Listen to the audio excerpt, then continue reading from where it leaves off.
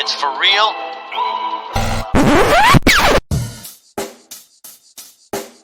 Check the mic and make sure it sound right, boys.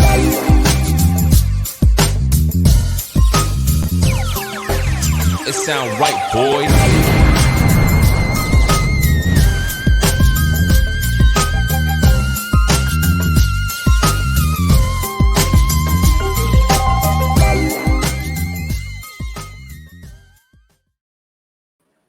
All right, guys. This is another Hambone movie review, but unlike most of the other ones, I'm not going to be alone.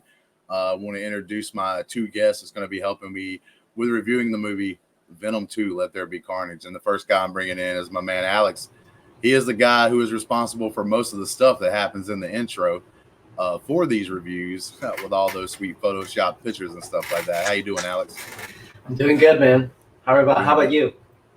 Hanging in there, man. Hanging in there, doing the thing. And then somebody that's joined us on a lot of like reviews and stuff, like reviewing shows and everything else, is coming in to also help to review this movie and talk about his thoughts. Would be our man Caleb, man. Y'all guys seen him before. Here he is. But yeah, let's jump into this, man. So we're going to be reviewing Venom 2, Let There Be Carnage. It came out this past weekend. The writer Kelly Marcel was done the screenplay. Tom Hardy, actually, I didn't know a lot about this until like actually looking up on the movie, but Tom Hardy did a lot for the story. Andy Serkis was the director, and the stars were actually Tom Hardy, Woody Harrelson, and Michelle Williams, just the name of the top billings there. But yeah, man, let's break into this. Let's get into it. I want to first start with the different things that we could talk about, and the first thing I want to kind of dive into is the acting and directing. With this movie right here, I actually preface this, and Caleb's probably going to agree as well because you see a shirt there. It's like I've always been a big time Venom fan. I used to buy like the Venom comic books before I would buy like other superheroes like comic books because I just love the character. Even when he was introduced in Spider-Man and stuff, like it really kicked me into liking Spider-Man even more. I was always a Spider-Man fan, but like I became an even bigger fan whenever the different things like Maximum Carnage and stuff like that series started going through the Spider-Man comics and stuff. And then Venom got his own like line of comics, which is pretty cool. So like I'm coming into this movie already wanting to like it because I love Venom. And I actually loved the first movie, the first Venom that came out. I really thoroughly enjoyed it and thought they did a pretty good job with that movie.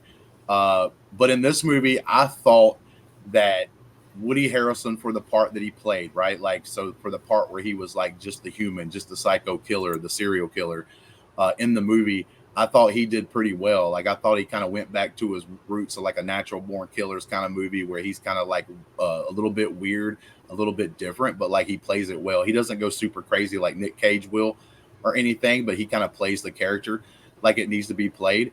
I do see some gripes because like he does turn into Carnage, right? But like in a lot of that movie, after he turns into Carnage, a lot of the movie he is Carnage, so you don't get to see him as far as in his human form as much.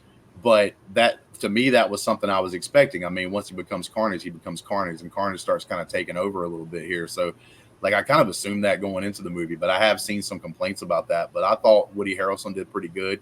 Tom Hardy was Tom Hardy, man. Like Tom Hardy's I thought he was, when the first movie was coming out, I didn't totally 100% agree with maybe Tom Hardy playing the role as Eddie Brock, but like he won me over in that first movie, and I thought he did a damn good job, in this movie as well. I thought that Tom Hardy's like ex, like she was his girlfriend in the beginning of the first movie. I thought she did even better in this movie. I like the way she interacted. It's almost like she got a little bit of a feel for the movie and stuff. Now she's more of a side, a plot character, really, to be honest with you. But still, I think she did a really good job with that. And look, Andy Serkis is getting into a field where he could be fun and crazy, and that's what Venom's about.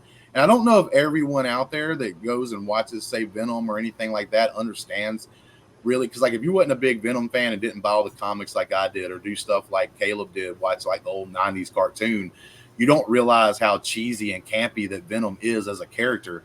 And like I think Andy Serkis really came into this and was like, you know what, like this is going to be cheesy, it's going to be campy, there's going to be some craziness, and I'm going to love doing it because he's Andy Serkis.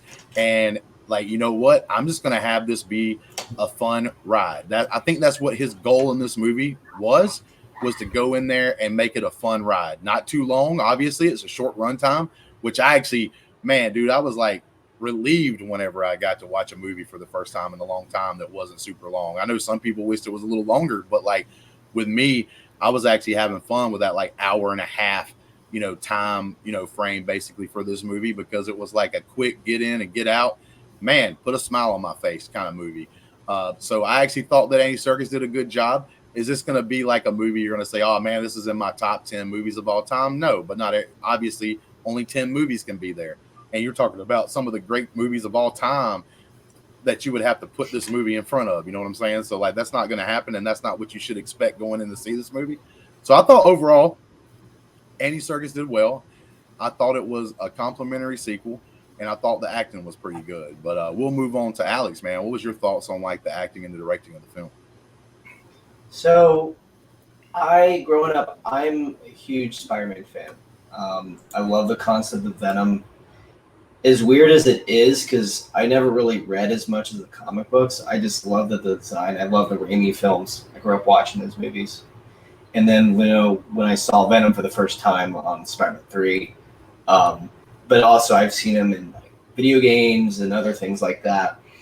And so I just thought he was just such a cool freaking character. And they kind of, in my opinion, probably the weakest part of the third Spider-Man film. And then when Venom came out, the newest one, the one in 2018, I didn't hate it. I liked it.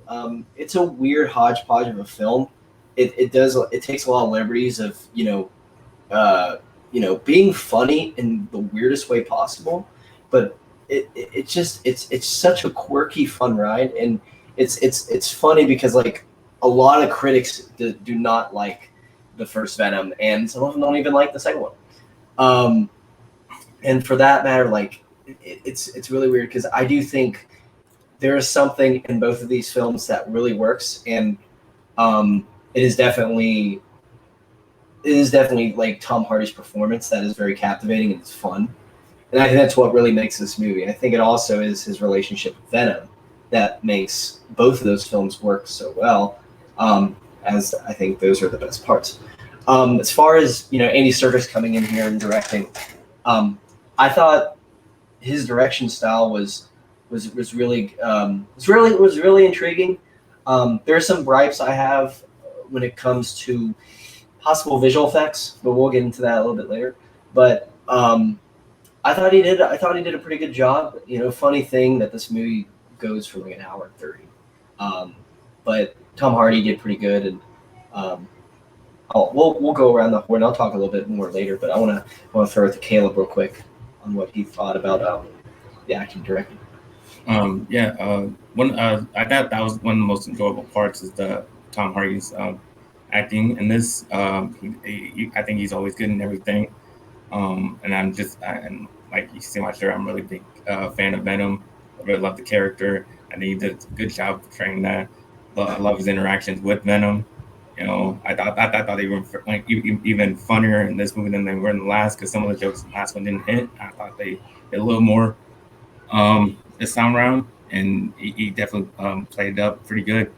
And Michelle Williams, she was pretty awesome in this movie.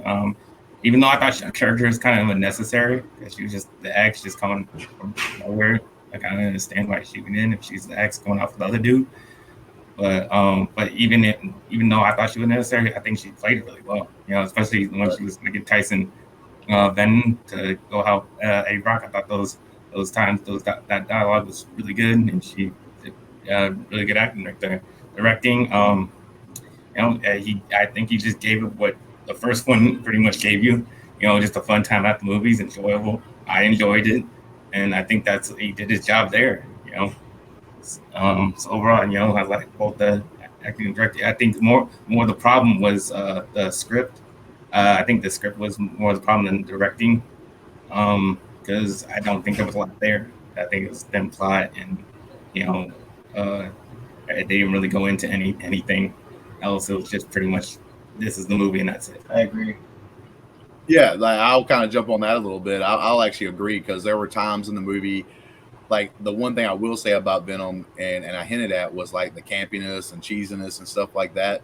But when you don't have the Eddie Brock Venom interaction, right? Like it should be more grounded a little bit, like and we'll talk about this part in just a second too. But like the biggest thing is like I think some of the movie kind of kept that campy feel, even when it probably shouldn't have at certain parts, which that's a lot to do with the dialogue and stuff that I think was written. So I think there were a little bit of problems and issues here with the dialogue, a little bit with like say the script or whatever, like, and I do agree with that. And one other thing before we move on to the next topic is in the acting and directing. I thought that the lady, I think her name's Shriek, I thought that the lady that played that character, Naomi Harris, yeah. So I thought she did a decent job, but her character was so small, it was hard to get like a read on it. So I don't want to say like she was bad or anything, but I don't also want to say like she was great. Yeah, she didn't get to do a whole lot. Like I realized why she was there. She was a plot device basically for like there to be like some conflict between like Carnage and like not Eddie Brock, but Carnage and your man Woody Harrelson. Like as they were like melting together, you kind of needed something to kind of spoil that, because it seemed like he was just so overpowered and so like more powerful than even Venom. So you needed something to kind of help out with that, and it makes sense for her to be there and have that and push that narrative, because her special ability is to make loud noise, which is both Venom and Carnage's and these symbiotes' weaknesses. So I get why she was in there, and I do like a couple of things they did with her character and stuff like that. But like she just, to me, she didn't have enough to really showcase like any kind of skills on that. I almost feel like you could have almost put any actor in that position, and I don't think it would have either hurt or like helped the movie either way, because I just think like that character just didn't have a lot to go with.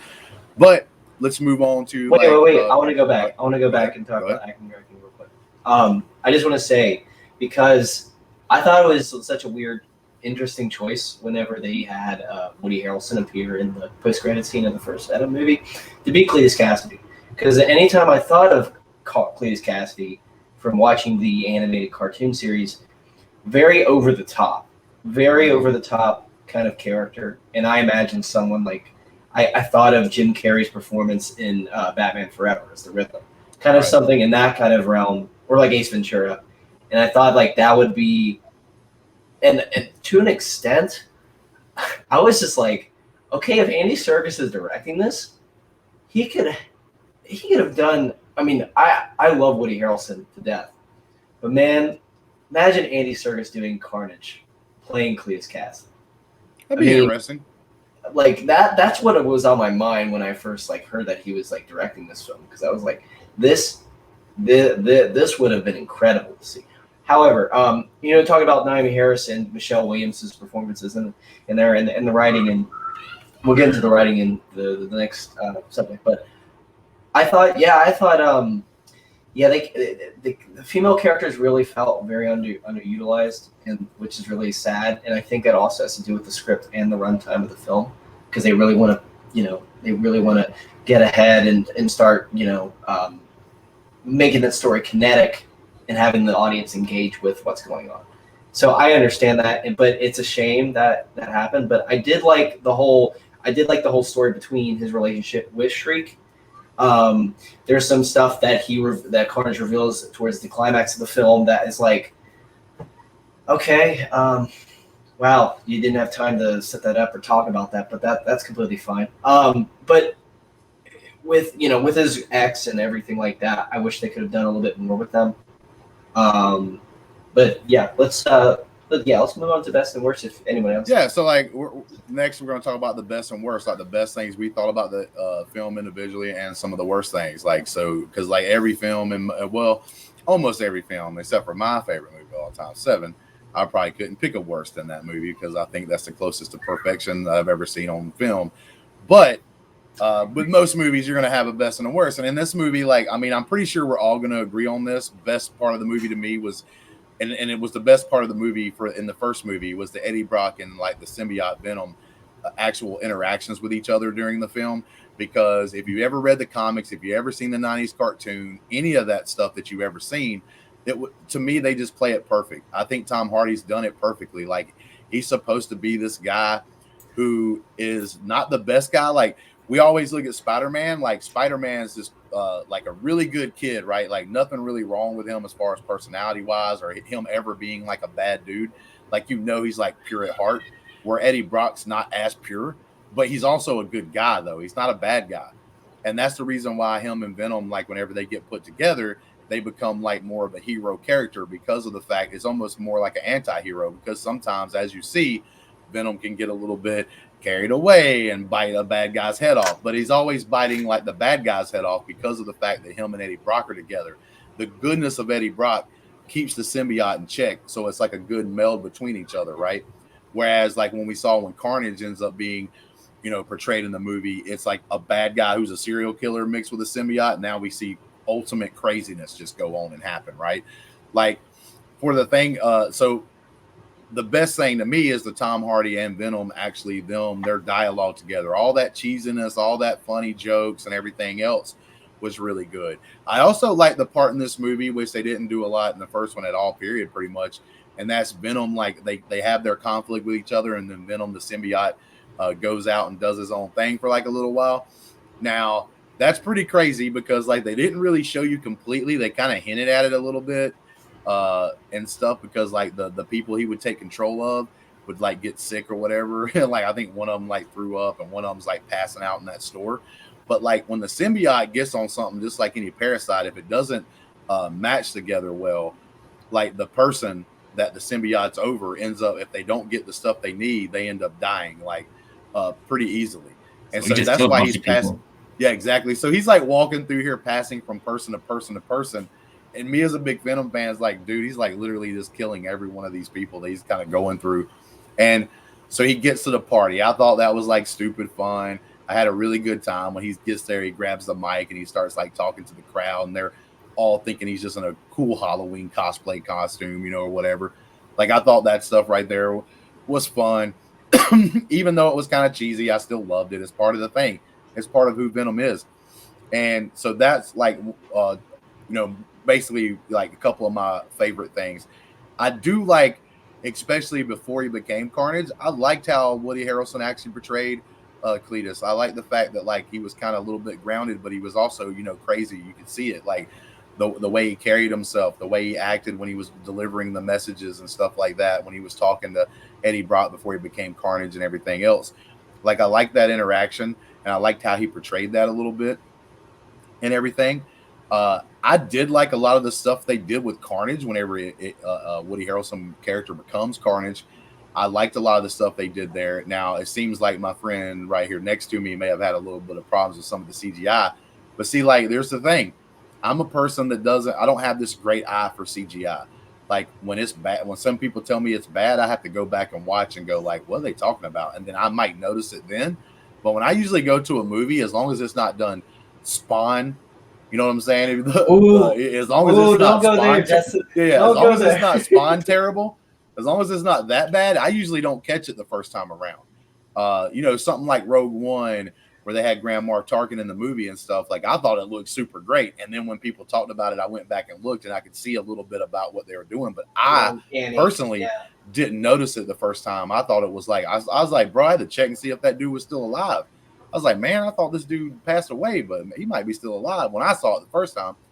So I didn't really have any problems with the CGI personally, and I liked a lot of the stuff that, like, the cool ways they had, like, Carnage doing things and killing people, and the way he looked and stuff to me was overall pretty good. So that's some of my best things about this movie, leading with the Eddie Brock and Venom, like, just dynamic that they have in the story. It's like, I know that Venom's this like fake thing, but I think Tom Hardy pulls it off to where you believe these are two different entities, and like they're almost like this couple. It's like funny, right? Like it's like this couple, and they're having a couple spat. You know what I'm saying? Like a married couple would have, and I think it's like real. You know what I'm saying? Like I feel it. Like I feel like if Eddie Brock were to like get killed or something, like if Venom was upset about that, I would believe it. Like he's making it good enough to where I'd believe the story. The worst parts about this movie, or I think like the weakest parts about this movie, was there was a little bit of like jumping to things, maybe just a little too fast, right?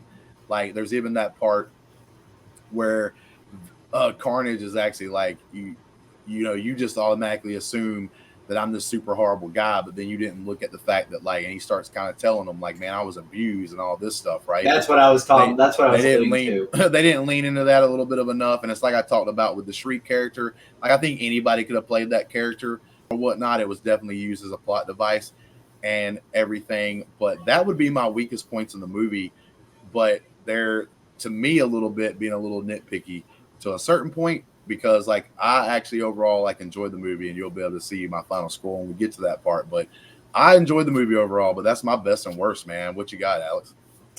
To go along with your point, like what I also would add on top of, like, you know, the worst things that happen in this film, and I have a lot of things that I really liked about this movie. I will say that. Mm-hmm. But you know, I think like exposition wise, they really just try to, you know, move the movie forward. Like when Carnage puts his fingers in the laptop to figure out where Shriek is, like that was just like that. It was easy and done. And so then he was that took you out. No, I mean it was like, you know, it's a comic book movie. I mean, what else? It's not Scorsese or it's not anything else. But that's what it is, and you gotta deal with what you got. And I think the CGI, yeah, when he's in the prison breakout, I like that whole thing. I thought it was kind of cool, but I thought the way he looked, just I wanted Carnage to be a little more vibrant, like a little bit more red. He felt very, because in the comics, and especially when he's like twirling that guy in the jail, you cannot hear Shaggy talking to him. He sounds like Shaggy when he's like, "Any last words, Warden?" You can actually find the clip on YouTube on PlayStation. I'm not joking. Anyway, I don't want to ruin the movie for anyone. Yeah, I just thought like some of the tendrils of CGI and stuff probably would have been a little bit better. But you know, best I do agree, Justin. The relationship between Venom and Eddie Brock is the best part about this movie, and they doubled down on that in this new one from the first one, because I think there's parts in the first one that I guess needed a little bit more of that, and at times it was a little bit too much. But I think there was a good balance. I would say the depiction of Carnage was very interesting. And Justin, you mentioned how talking about how Venom is symbiotic with Eddie Brock, and that relationship coincides so well. Whereas when you watch the film, you learn about Carnage, that symbiote does not really mend well with him, because Carnage is trying to do things that's out of his control, and that's what I do like about this. I like the story. I like the parallels between Cletus and Brock, and the relationship between Shriek and his ex, and all that kind of stuff, and the whole symbiote stuff. But I don't know. I don't know what you guys think. Despite it being very fast and kinetic, would you say and I can throw this to Caleb since he's going up next. Would you say the runtime is a benefit, or do you think it could have been a little bit longer? No, I think the runtime was perfect. I'll relate it to this. I'll relate it to this. Like, I think most movies are more like soft rock, right? Like, it's rock and roll. I love it. And it's kind of like most movies, especially the great ones, are more of like an Eagles, one of the highlights of any of the Eagles songs, or like a Led Zeppelin song, some of the greats, right? They're not very hardcore.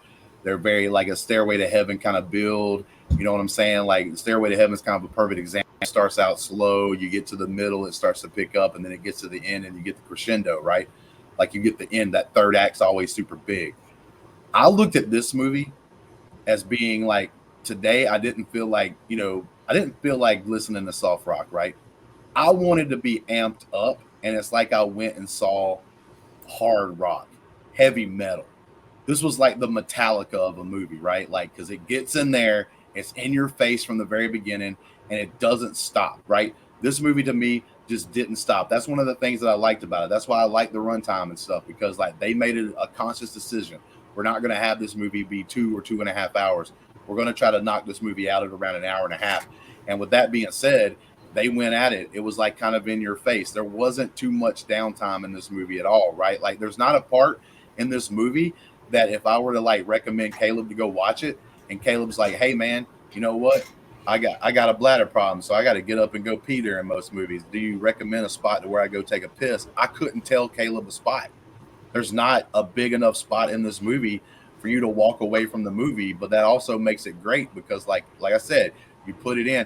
I imagine this movie being a really fun like rewatch movie where you can throw it in your DVD player or put it on your computer while you're doing something else and just have fun, and it could be there, and it's just like this fun just stuff just kind of hitting your face. Like I said, like heavy metal music, man, just bam, fast at the start, fast at the end. We don't care. Because I'll be honest with you, there's points there in this movie to where it almost feels like a third act because of the way it's fast paced and everything else, and it's getting to the climax and everything. And before you do your best and worst, I do want to point out there are some things that they do change a little bit in the comic books, but I don't think they're too egregious.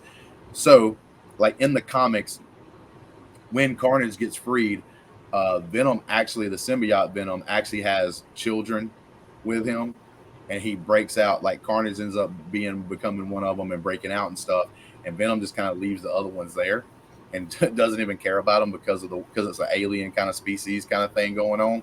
But in the movie that he actually calls Venom father, which that's actually true. And I actually think it was kind of interesting how they did the bite thing where he tasted his blood, and that's how he kind of got some of the symbiote staying. That's how like Carnage became Carnage, because like I just think it makes it more easier for an audience to realize like that's how he got the symbiote than if you go through the comic book story, which is a little weird. But Venom's weird himself. But like the symbiotes are freaking weird, people. Like when you go see this movie, you're expecting to have some kind of weirdness. But yeah, go ahead, Caleb. What was your best and worst, man? Some of my best were the funny moments, more than just their interaction, just when they fighting each other, or like when they go and meet up with Carnage and they about to fight him. Venom's like, nah, I ain't messing with no red one. That red one was like, business. Oh shit, a red one. Yeah, it was great. I love that stuff. He said, and then finally comes out. It's like, oh yeah, well we about to die. So I thought that was really funny. Just a lot of the action parts. When they're actually fighting. When Carnage is just like stabbing the hell out of him, and like I thought that was awesome. Like you really saw that he was like kicking his ass. I thought I thought Count Carnage looked pretty damn cool. And some of my worst moments were just like I said, a lot of the script wasn't really. It was basically a one sentence plot line. You wrote a bad story about me, so I hate you now, and that's basically it. And like I said, Shriek was not used at all. Like basically, you knew like, oh, well, her power is to kill Carnage. You already know like that's what's gonna end up happening. So it's like that was pretty predictable.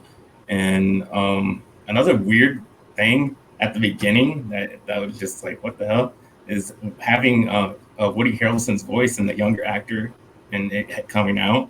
Like that was like hella weird to me. Like, why don't you just use the young actor's voice? Like, why we know it's Woody Harrelson. Yeah, I mean, voices change too. But that was just hella weird to me. Yeah, like I said, they didn't really. I kind of saw him, and what's up? I kind of did see him like away from him. I think you kind of broke up a second there. Go ahead, Alex, try that again. No, I was just. Can you hear me now? Yeah. No, I was just saying that like he did. To me, he did look like a young Woody, and that was kind of interesting the way they put his. I thought that. Yeah, that's what I'm saying. You already know he's gonna be Woody. You don't need to put Woody's voice. Sorry, Caleb, what were you saying? Yeah, he was just talking about like Woody's voice being put into there. Whereas I'm kind of like you, Caleb. We all know voices change over time. Like you don't keep the same voice for your whole life. Like it gets deeper, according on who you are and stuff like that, right? But I will say this: like we have kind of crapped a little bit on some of the script and some of the dialogue and everything. But I'm going to tell you this: like I think that goes into my analogy that I used earlier. like those more of like hit songs by like Led Zeppelin and the Eagles and stuff, they always have like some of the best dialogue for the music and stuff. But if you go heavy metal, baby, do not compare this movie to Stairway to Heaven. listen, I'm just telling telling you that right now. No, I'm not. No, I'm telling you that this movie is opposite, right? It's the heavy metal.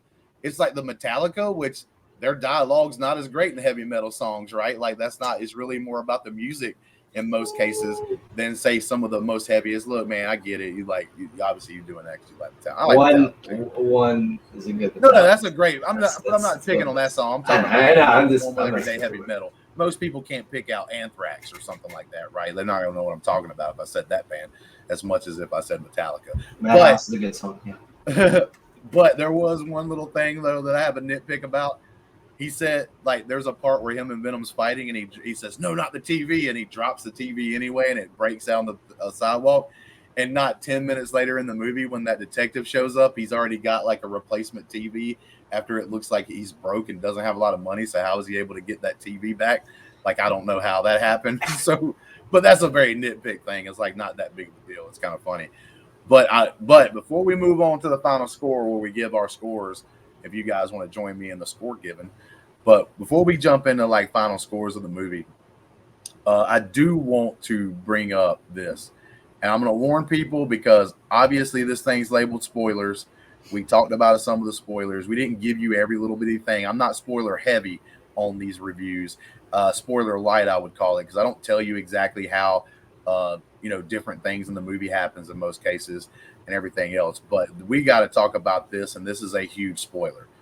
Because I've told everyone that I've talked about, this is worth going to the movies to see, especially if you go during matinee times, right, where it's a little cheaper.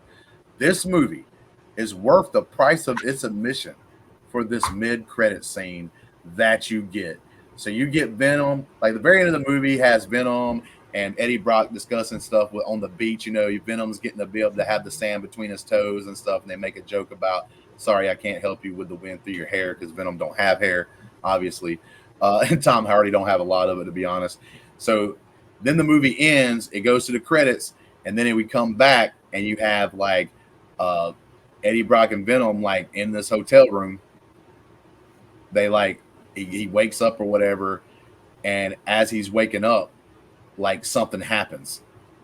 And the thing that happens is everything goes like with a weird light behind them, and things in the hotel room change like almost instantly. And you can tell by like this wave of light that goes by. I instantly knew before I even started hearing the TV saying anything or even noticing that the hotel room changed. As soon as I saw that wave of light, it's the same wave of light from Doctor Strange whenever the things with the timeline crap happen. And I'm like, oh my God, I'm already like, oh shit, like, is this really happening? Are they doing this? And so everything in the room changes. You hear something on the TV, and it's actually them, like the same news broadcast from the Spider-Man movies, talking about how Peter Parker, Peter Parker is Spider-Man and everything else that we hear from like the last Spider-Man movie.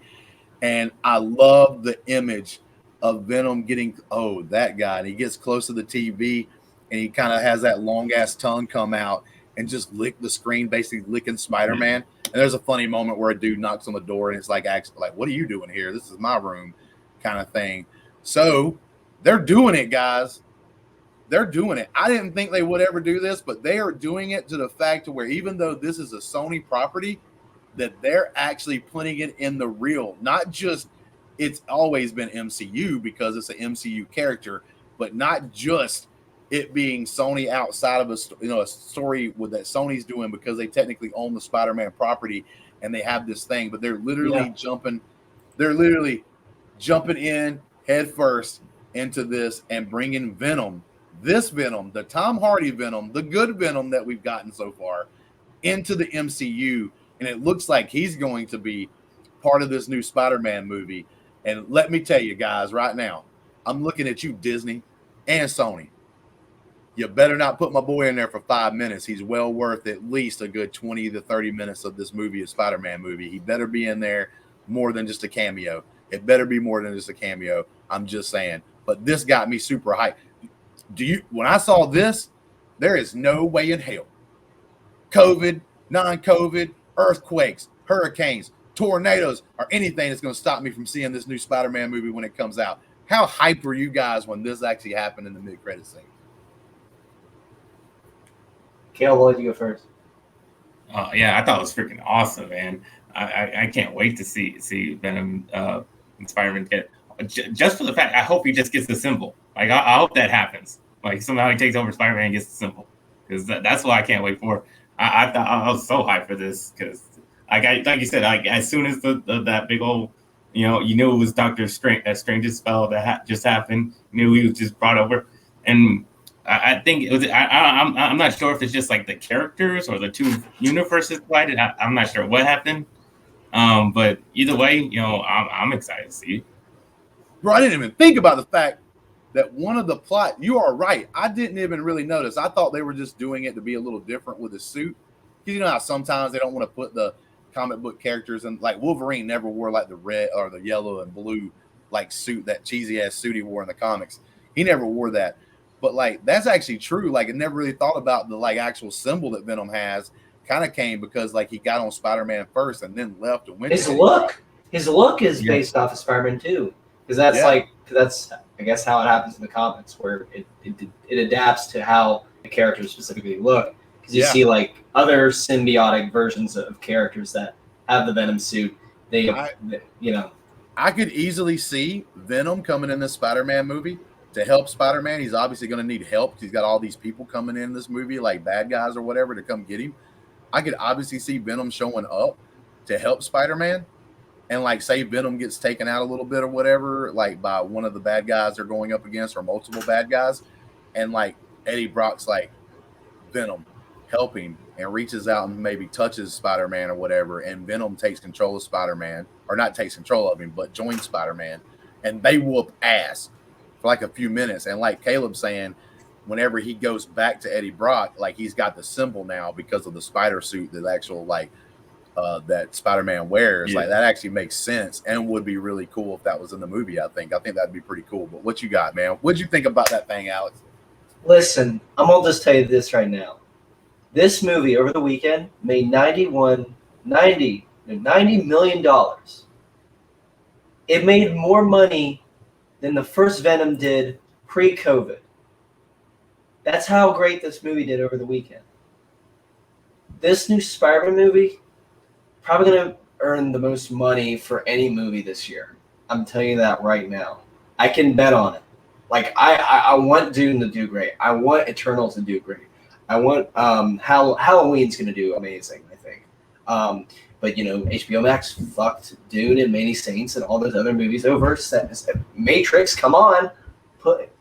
Anyway, I don't want to get on that spill. I'm really excited to see what's going to happen.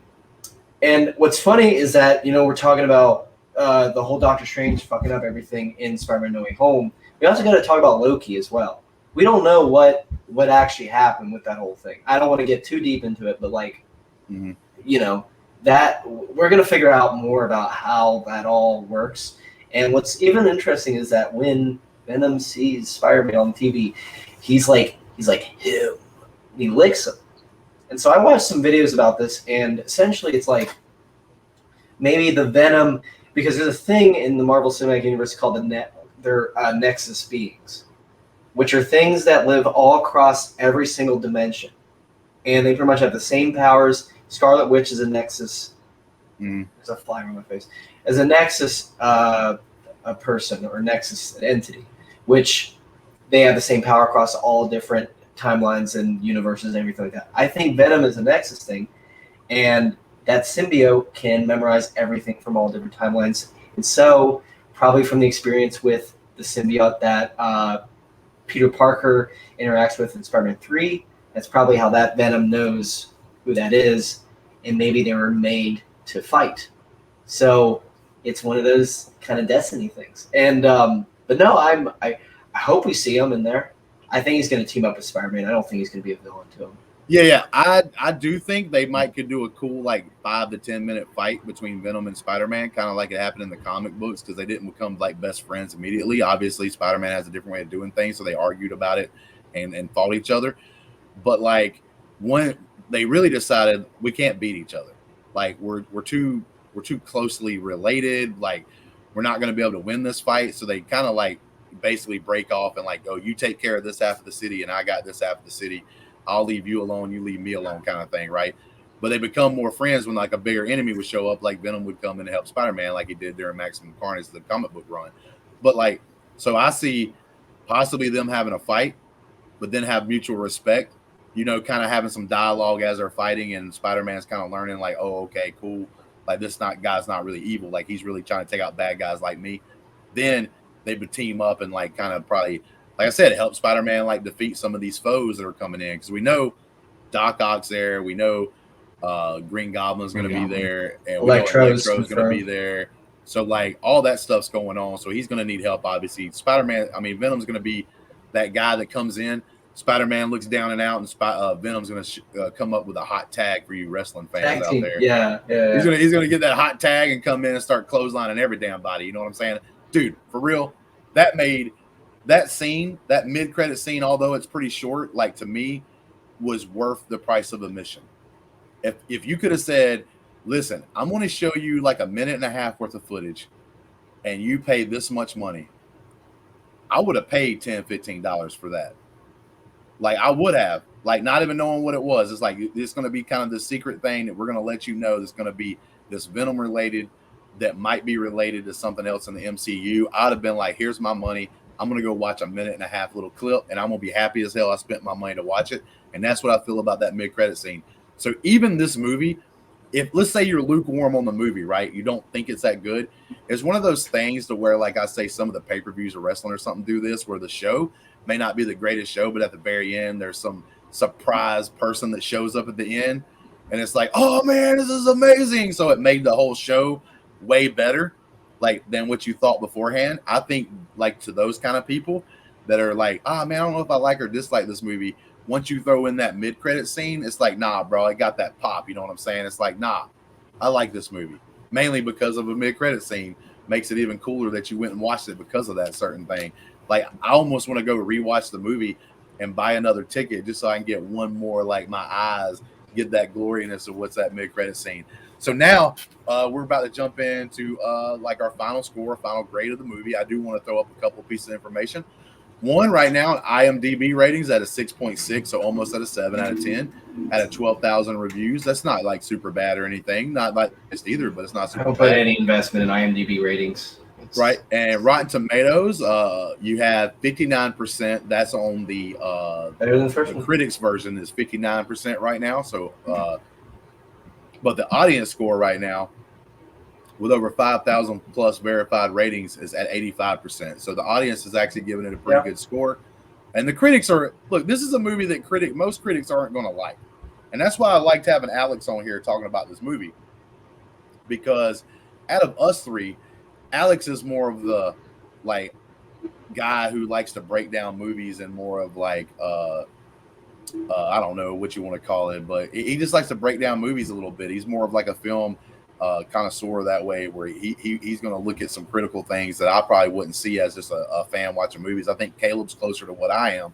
Like we go see movies and it's just based on feelings and like what we see, where Alex is going to break down some of this stuff right here. Like you could tell when we were doing the double feature back in the day on this channel, like Alex is in between. I love Alex because he breaks down a movie and almost like a critic, but then at the same time we can have fun watching zombies or Zombievers or some movie like that, right? Like some crazy movie and still have fun with it. That's what I love about Alex. So I thank both of you guys for joining me today, and let's go ahead and jump into the final score. I'll go first, man. This movie would have been rated a 6.5 if I didn't have a mid-credit scene. But after I saw the mid-credit scene, it bumped up my score 0.5 point to a 7. I'm giving this movie a 7 out of 10. And I'm going to stress this again because everybody understands my scale 1 to 10.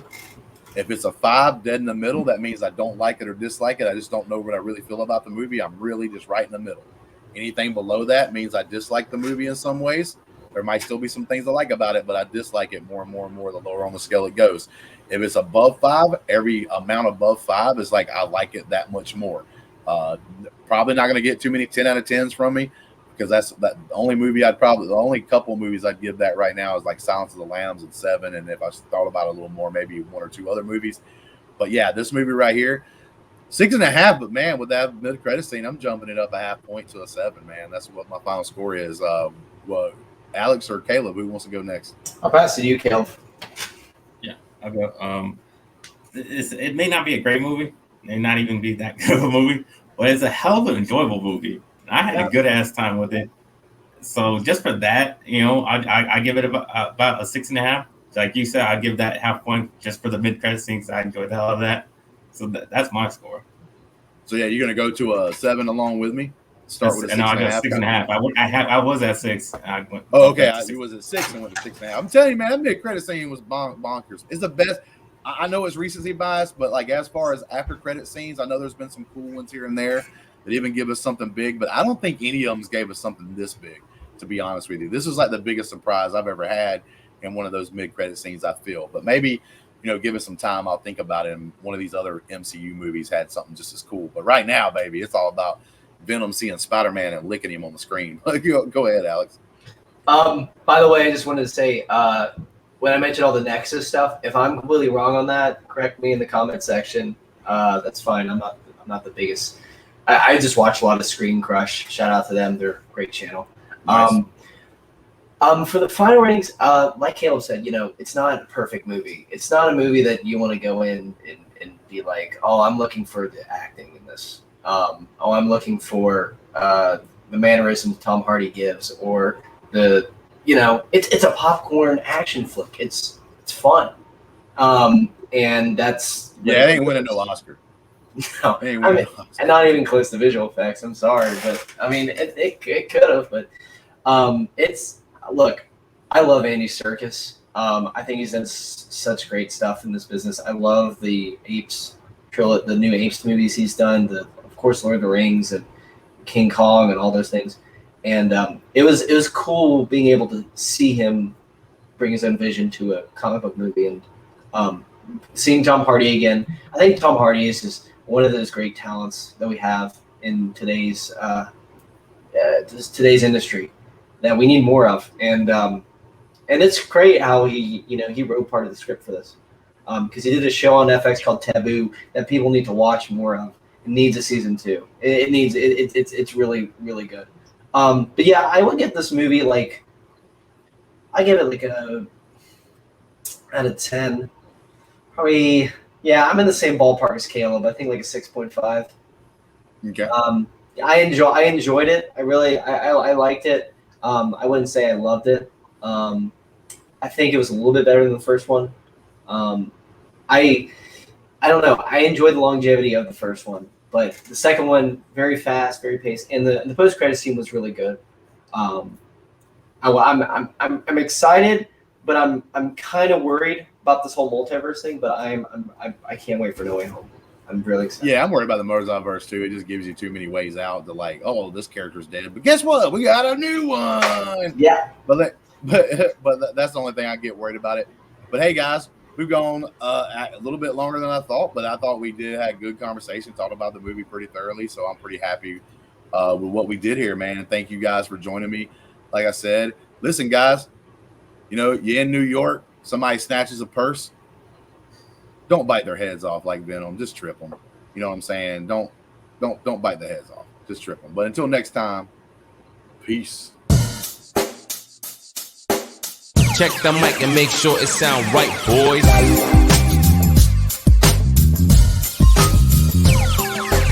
It sound right, boys.